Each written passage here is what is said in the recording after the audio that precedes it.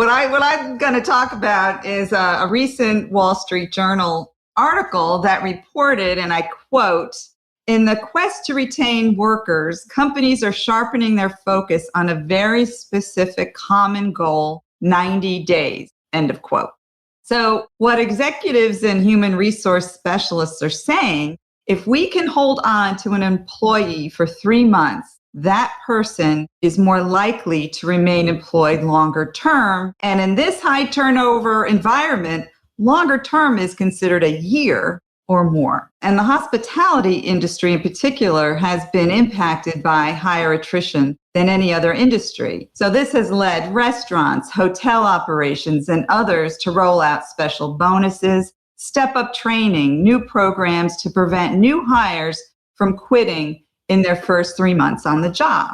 So what I find particularly curious is this 90-day focus. The question is, does it really take only 90 days to achieve employee commitment? Well, here's some examples of what some of the businesses are doing. So heating and air conditioning company Carrier Global is pairing new hires with more experienced buddy after discovering that most attrition there happens before the 3-month mark. Some franchisees for McDonald's and Wendy's have advertised new hire bonuses of hundreds of dollars and many payable after the 90 days. And CVS Health gives warehouse workers at some of its facilities $1,000 bonus if they stay in their job for 3 months. So again, why 90 days?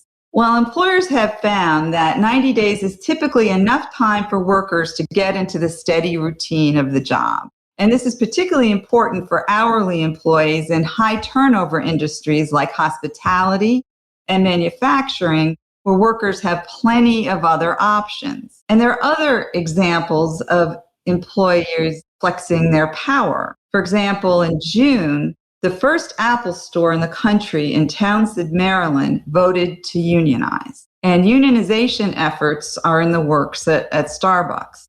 So while there's a renewed focus on employee onboarding, fixing onboarding, improving onboarding, or even having an onboarding process is not a new challenge for companies. This challenge has existed long before the Great Resignation. So why can't employers get it right? Well, the focus has been on the hiring process. When companies need to fill positions, success is defined as the filled position. So on day one, when the new employee walks in the door, the hiring process has stopped, victory has been declared, and there's typically little or no handoff from the recruiter who filled the position to the new employee's manager, who is now responsible for a new metric, the new employee's success and retention. Certainly, the first 90 days are important, but the most important day of the 90 days is the first day. And the most important interaction on that first day and all the days that follow is the interaction and the relationship between the new employee and the manager. There's so many instances where a new employee has been valued during the recruitment and hiring process, but on day one is left to fend for themselves. No assigned place to work, no supplies, no laptop and or no access to the system, no welcome from the management,